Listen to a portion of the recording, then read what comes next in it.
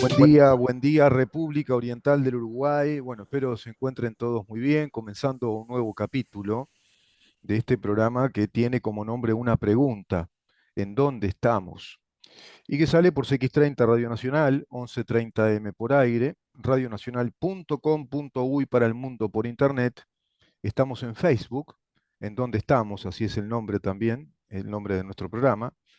Por Twitter, @en donde estamos, por Instagram, en donde estamos, Uru, nuestro canal YouTube, Mirá en dónde estamos. Ahí tenés cada una de nuestras columnas editadas en imagen y sonido, por supuesto con la independencia que merece cada una de las columnas que vamos desarrollando con nuestros columnistas, con nuestros especialistas, y también las notas de análisis, los artículos de análisis político o de la realidad que corren por mi cuenta. Y algunos de ellos quizá asuman, digamos que la cualificación de editorial para algunos de ustedes.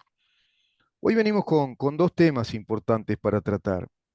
Por un lado, lo que yo considero que es lo político por encima de lo jurídico, hace tiempo instalado en la conducta del sistema político uruguayo, y eso ventilándose ante la opinión pública y asumiendo la centralidad pública de un debate. Por ejemplo, lo que pasó ayer, las declaraciones de Fernando Pereira, diciendo no bailaremos al ritmo del gobierno. Por otro lado, Carolina Cose planteando nosotros cuidamos al planeta, dice Carolina Cose, cuidamos al planeta. Mirá vos, debe ser una especie de experta, de consultora internacional, andará por todos lados tratando de cuidar el planeta, pero a su vez, increíblemente, es intendente de Montevideo, ¿no? ¿Cómo, es impresionante cómo un intendente de Montevideo a su vez se da el tiempo y tiene la capacidad para cuidar el planeta? Y cuida la democracia también, dice. Cuidamos la democracia con mucho respeto. Por otro lado, Gonzalo Sibila, en el Congreso del Partido Socialista, manifiesta, no se puede construir lo nuevo reproduciendo lógicas capitalistas. Mirá vos, Gonzalo Sibila. No se puede construir lo nuevo reproduciendo lógicas capitalistas. Construir lo nuevo con lógicas capitalistas, si no se puede, según Sibila, es porque considerará que el capitalismo ya es muy viejo y es muy malo, es depredador de la clase obrera, la clase proletaria, el capitalismo es un sistema concentrador de riquezas. Eso mismo que dice Fernando Pereira también, en ese congreso en el cual se celebraron los 150 años del Partido Comunista. Esa internacional comunista en la cual estaba Fernando Pereira, el independiente, no de Avellaneda, sino el independiente dentro del Frente Amplio, que era de la vertiente artiguista, si no me equivoco, presidente del Frente Amplio, bueno, tomando la palabra en esa cumbre, en ese congreso de la Internacional Comunista y del Partido Comunista del Uruguay, que es una de las filiales que tiene el Partido Comunista, dado que es el partido internacionalista por excelencia. El Partido Comunista no tiene países, no tiene naciones, es una internacional, es un partido planetario que pretende instalar precisamente la hegemonía de un sistema de gobierno, de un sistema de poder. Y Fernando Pereira, bueno, manifiesta que no bailarán al ritmo del gobierno y llega a decir que este gobierno fracasó totalmente porque gobierna para la concentración de la riqueza de los capitalistas. Y volvemos con ese discurso de lucha de clases viejísimo, un libreto digno de un museo de ideas anacrónico, que nada dice respecto a la realidad del mercado y respecto al funcionamiento del mismo, especialmente en el mundo, un mundo que está globalizado de acuerdo a la economía capitalista. Tanto es así que la propia China comunista se capitalizó, vale decir, el Partido Comunista Chino se hizo capitalista y le compite al mundo occidental, fundamentalmente a los países integrados a la Unión Europea, que a su vez conforman la OTAN, y por supuesto a los Estados Unidos, que es su gran contrincante, ¿no? China-Estados Unidos es como Nacional y Peñarol en el fútbol uruguayo. Están peleando por esa supremacía económica, militar, tecnológica, pero a su vez esa supremacía ya política instalándose en el mundo una fenomenología geopolítica desde ese eje Rusia, China e inclusive Irán como socios coyunturales de un mundo que le plantea entonces condiciones muy fuertes al mundo que podemos llamar libre, al mundo de los países republicanos, democráticos, que se están viendo en este terrible brete a raíz de la invasión de Rusia a Ucrania, del silencio cómplice de China, del espionaje que se va dando en estos tiempos a nivel tecnológico, militar, y estas, digamos, nuevas realidades geopolíticas.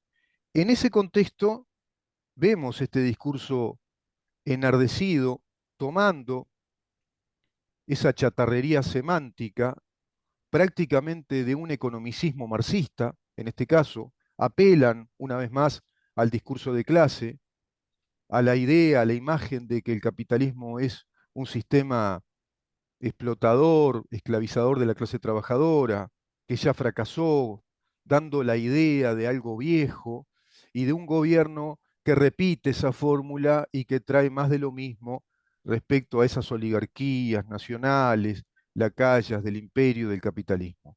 Todo un discurso que prácticamente es un déjà vu, si vos querés, de lo que eran los discursos de la década del 60, de aquellos comunistas que también encendían las calles, que también militaban, ocupando calles, ocupando lugares, también ocupando la universidad y generando esa conmoción interna que va a derivar lamentablemente en aquel golpe de Estado en el 73, pero que la cosa venía muy fea desde el año ya 68, el 69, atravesando todos esos años, desde años precedentes con aquellas guerrillas urbanas y suburbanas que iba perpetrando el MLN Tupamaros junto a otros movimientos e inclusive el soterrado ejército clandestino del Partido Comunista del Uruguay.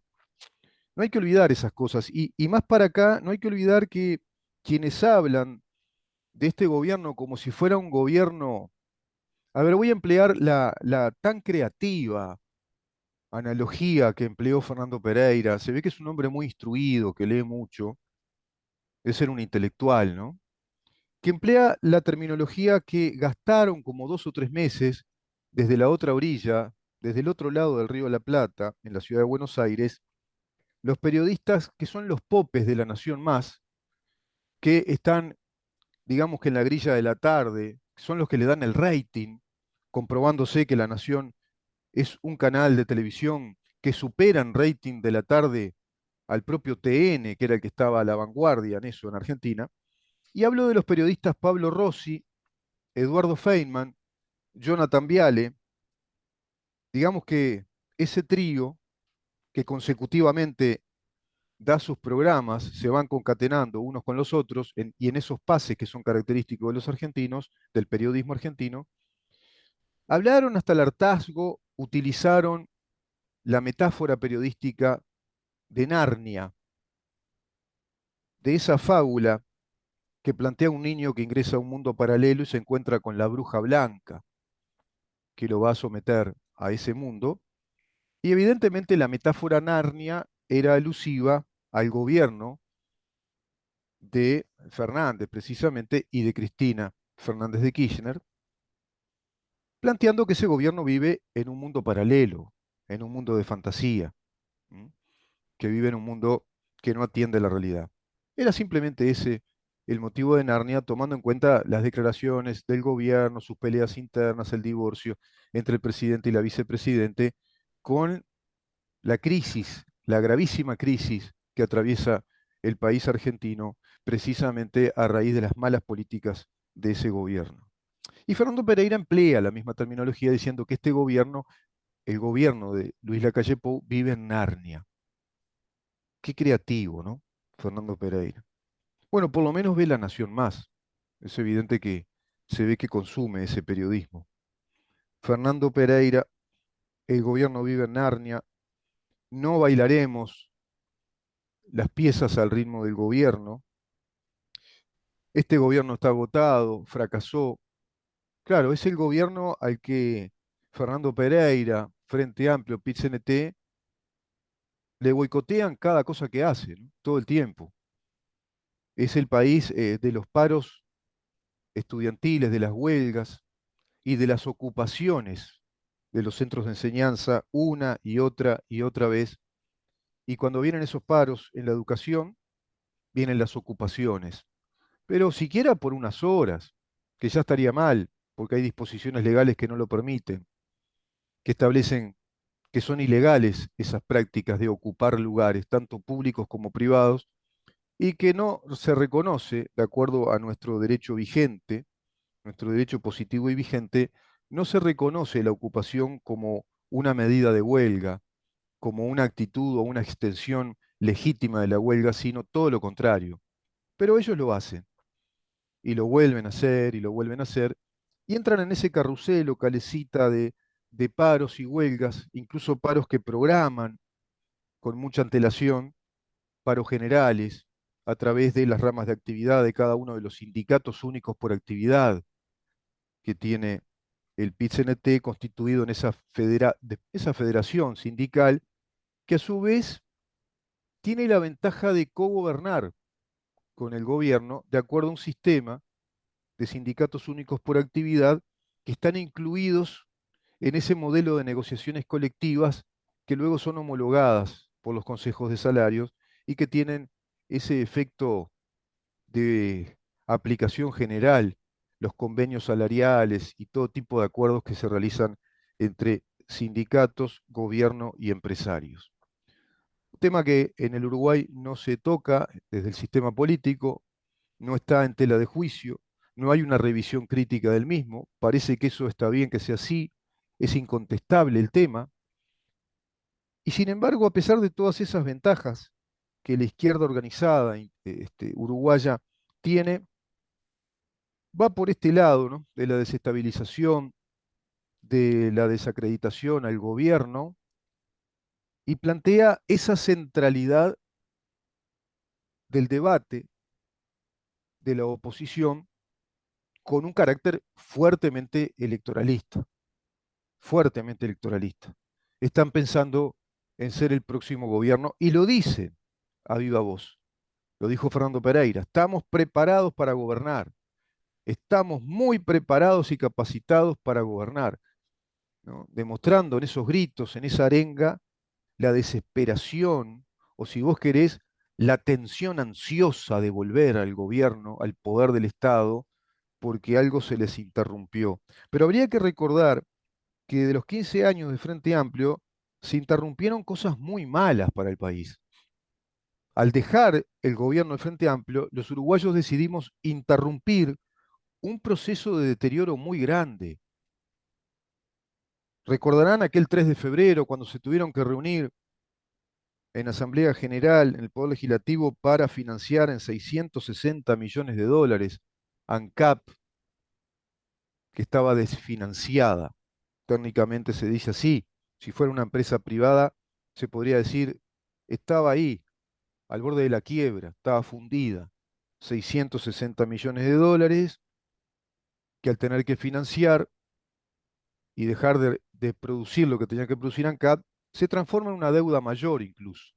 Se llega a hablar de que ANCAP perdió más de 1.000 millones de dólares.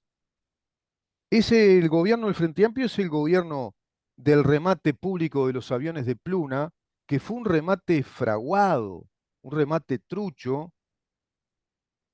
y desde lo cual solo saltaron dos fusibles, Caloya y Fernando Lorenzo, aquel ministro de Economía, y el presidente del Brou. Saltaron como fusibles de ese remate trucho que traía cola, precisamente con, bueno, una pésima práctica administrativa del gobierno que parece que no advirtió que Campiani les avisaba que estaba en serios apuros económicos la empresa Leadgate, que era la que había asociado al gobierno sus capitales para que Pluna fuera una empresa mixta, de capitales mixtos, como así lo permite la Constitución. Esa empresa socia de nuestro Estado de pronto declara su iliquidez, se retira y vaya brillante negocio que hizo Astoria ahí, firmando la garantía solidaria del pueblo uruguayo ante ese socio privado. Y quedamos todos patas para arriba, ruedas para arriba, o con las alas sin volar, con los aviones quietitos, teniendo que pagar también esa deuda a un montón de acreedores. Eso quedó ahí, a la sombra, el gobierno del Frente Amplio. El gobierno del Frente Amplio que nos encareció la vida por todos lados, que transfirió fondos económicos cuantiosos con aquel plan Fondes que había establecido el presidente Mujica y que derivaron hacia empresas compañeras pretendiéndose que se financiarían con ese plan de financiación, pero al poco tiempo esas empresas se fundieron, no funcionaron. ¿Dónde está la plata, no? Gran pregunta. Se calcula que unos 380 millones de dólares fueron transferidos desde ese plan Fondes hacia esas empresas. Qué ingeniería financiera, de pronto genial, de ciertos terroristas en el Estado, ¿no? Ese dinero de los uruguayos se fue. ¿Qué pasa con las auditorías sobre todos esos temas? ¿No? Plan Fondes, dinero que se fue, no sabemos. Empresas como Envidrio, con Placeres, preso, ¿no? Mano derecha de Mujica, que hoy vive en la chacra de Mujica. Otra vez convive con Mujica y Topolansky, en una chacra del Cerro que a su vez no es de Mujica ni de Topolansky, que se la tomaron a Sendik cuando Sendik la tomó en aquellas guerrillas tupamaras, fue una propiedad tomada, ¿no? Es decir, la propiedad que robaron y quedó como una especie de propiedad comunitaria para aquel movimiento y luego queda en manos de Mujica y Topolansky. Cuánta mentira en todo esto, cuánto mito que hay, ¿no? Los dos viejitos buenos, esa idea del viejo patriarca, y ha sido un terrorista. Mataron gente, torturaron, pero se dieron al lujo de ser presidente de la República, vicepresidente, el vicepresidente, el hijo de Sendik, que tiene que renunciar, ¿no? Que mintió un título universitario, que le robó al Estado. Carolina Cose, que fuera del giro de competencia, siendo advertida varias veces, si no recuerdo mal, creo que tuvo 14 advertencias, el número del borracho en Quiniela es, 14 veces creo que por el Tribunal de Cuentas de que no podía hacer el Antel Arena porque no le correspondía. Y lo hizo igual, pero a su vez triplicando el costo del costo inicial que se decía que iba a tener el Antel Arena, cuando ella era la presidenta de Antel. No le correspondía hacer un estadio multimodal a una empresa de telecomunicaciones, pero lo hizo igual. ¿Y las auditorías? Yo voy a ir con este tema que tiene que ver con esta pregunta final que hago respecto a la seria argumentación jurídica que establecieron los ediles de la Junta Departamental de Montevideo como para llevar a un juicio político a la intendente de Montevideo, a quien dice que cuida la democracia. Incluso Carolina Cose llega a decir que le agradó muchísimo y se siente honrada de formar parte de este sistema político cuando se entera que los miembros de la Cámara de Senadores de la coalición de gobierno están decididos a no llevarla a un juicio político y que todo ello habla muy bien de la República Uruguaya, de que eso es republicanismo. Fíjate vos los disparates que se permiten decir, los gravísimos errores de concepto que estos líderes trasladan a nuevas generaciones que están evidentemente desprotegidas en cuanto a la comprensión verídica de lo que significa una república. ¿Qué sería republicanismo? ¿Cuál sería la actitud republicana, en verdad? Precisamente no es esta la actitud republicana, la de a priori decidir no someter a un juicio político al intendente de Montevideo. Te voy a explicar que es todo lo contrario tener una actitud republicana. Y no porque sea Carolina Cose. No se trata acá de hablar contra nadie. No se trata de hablar respecto a las personas o contra las personas, sino que, como diría Schopenhauer, la tarea del analista, del pensador, del comunicador, del periodista, en este caso, o de, o de un filósofo, un pensador, es analizar los conceptos, las ideas. Y en el territorio del análisis político respecto al funcionamiento de nuestro Estado de Derecho, de nuestra democracia republicana, el terreno natural del análisis está en la Constitución de la República, en la normativa de la Constitución y de nuestras leyes, todas aquellas leyes que estén legitimadas por el reconocimiento de la Constitución. Por lo tanto, eso es república porque el concepto de república es el concepto de un orden que ya proviene de los antiguos romanos cuando fueron república, que se lo va a restablecer en aquellas primeras ciudades-estados en el Renacimiento y que va a prosperar con las revoluciones modernas como un ordenamiento jurídico y político, un orden que nos reglamenta la conducta en sociedad, la convivencia en sociedad, de acuerdo a lo que es el concepto del res publicae, el bien público, el ordenamiento de acuerdo a la administración y la protección del bien público sobre la base de la separación de poderes del Estado, el control de los poderes del Estado, que es muy importante, el control entre esos poderes para que no se dé la posibilidad, diría Montesquieu, del desborde del poder o de la concentración del poder en favor de uno de esos poderes del Estado y en desmedro de los otros, porque se rompería el equilibrio republicano que requiere principios tales como estos y, por ejemplo, principios como el de igualdad ante la ley, el trato igualitario ante la ley de cualesquiera de los ciudadanos de una república, porque en una república no hay monarcas, no hay hijos y antenados, no hay personas más importantes que otras, todos somos iguales ante la ley y debemos responder a ella de acuerdo a nuestras acciones. Y ese principio de igualdad va a configurar el fundamento cardinal o rector de la seguridad y estabilidad jurídica.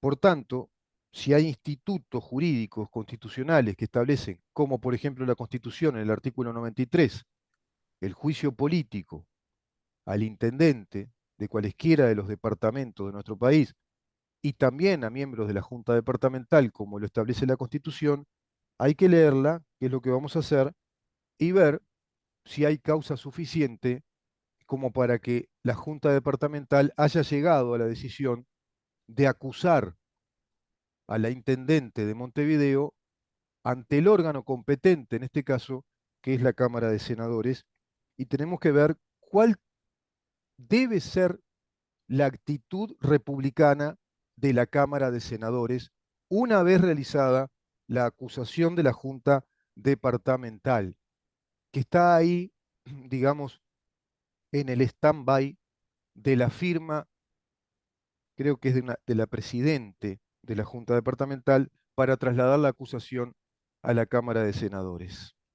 Vamos a ir a ese tema ahora después de la pausa y analizar cuál es la verdadera actitud republicana, que es todo lo contrario de esto. Es decir, es invertir los términos de esta lógica de acción. ¿Cuál es la inversión? Lo jurídico determinando las acciones políticas. No lo político por encima de lo jurídico, que en este caso es el anecdotario de un conventillo político por encima de las disposiciones constitucionales. Siquiera es lo político por encima de lo jurídico. Es un conventillo político por encima de las disposiciones constitucionales, sencillamente para que nuestro sistema político funcione como tiene que funcionar. Quédate ahí.